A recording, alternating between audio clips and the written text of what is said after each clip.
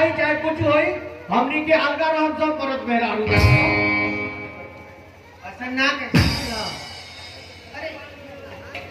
बाल बच्चा शादी ब्याह हो जाई तो ओकरे बाद में अलगा हो दिया आई हमनी के बाल बच्चा नहीं के हमनी के अलगे रहम कर बाल बच्चा मार तू ऊपर समझियो अपन मर्द के बुलावा अलगा रह नहीं हमनी के ऐसा ना सोचल जाला देखो तार भैया जी बानी पटन में लेकर पढ़ावे ने हम उनका संग रहने का खाना बना खियावनी अलगा हो जाए तू तो खेती बाड़ी के करी देखो हमने तो जिम्मेवारी का खेती बाड़ी करे के हमने के एगो लड़का नहीं के अब दिन भर हम मर्द कमा के सुखा दे रहे हैं और ऊपर से रहुआ जाना तो हमने के सुना दुनिया अरे शरीर न अब तेल मोटा जरा को पातर हो जरा जाए तो गावा चल उनको दे लाग जाए कहां गाव के ना हम कुछ ना जानते नहीं बस अलगा रह जाए तो अलगा रह जाए ना मन बोलो तनिक मन कर देना हम तार भैया को बुलावा करे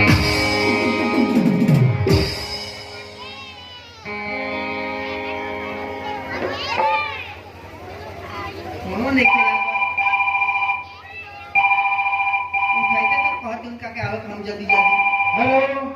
हेलो हां जी का बात बा कायला बोलौलू कायला फोन कइले बड़ू कब तक घरे आए रहुआ अरे घरे तो हमारा हाल बनी आ बनी हां कितने समय लागे रो घरे आने अबे अबे आ रहल बनी अबे बस पहुंचे वाला बनी घरे तो बस बात कर करना आज हमार घर से फोन आई बा आ घरे जा रहल बनी हम प्राइमरी स्कूल के मास्टर बानी लेकिन का कहल जा अचानक फोन आइल अब हमरा घरे गई बहुत जरूरी बा अरे जानत नहीं कि काहेला हमार पत्नी फोन करे रहली हो अरे रखू के भौजी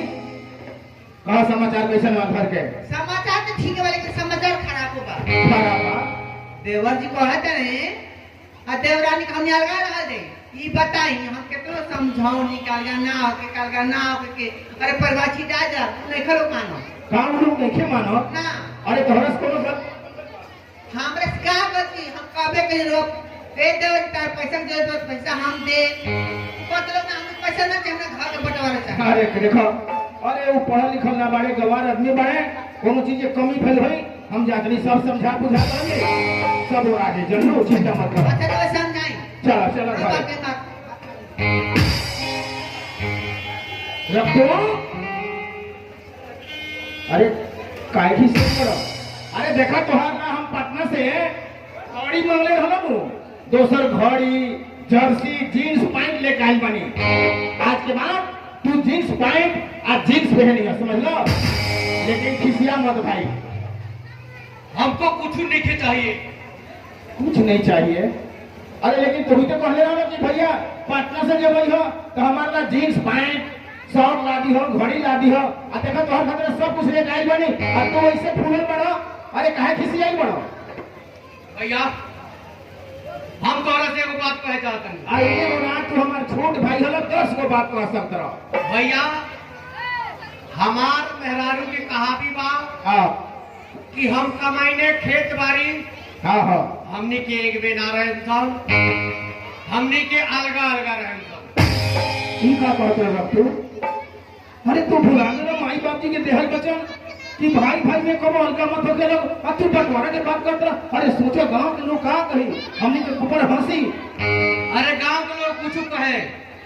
हमनी के मतलब नहीं है हमनी के अलगा होके के बा तो अलगा होके के बा अगर तुम्हार भौजी से कोनो कमी भई हुई तो उनका तरफ से हम तोहरा से माफी मांगता नहीं ई बंटवारा के बात मत कर रखू अरे तू हमारे छोट भाई हलो आ रहल खेत में कमाए के सवाल तो तोहरे तो बचपने से कहने कि पढ़ला लिखला तनी होशियार हो जीवो लेकिन तोहार तो पढ़ाई दिमाग में घुसे ना तो घर के खेती बाड़ी तू संभाल लो आ हमार नौकरी पर तू पैसा देने और घर चलावने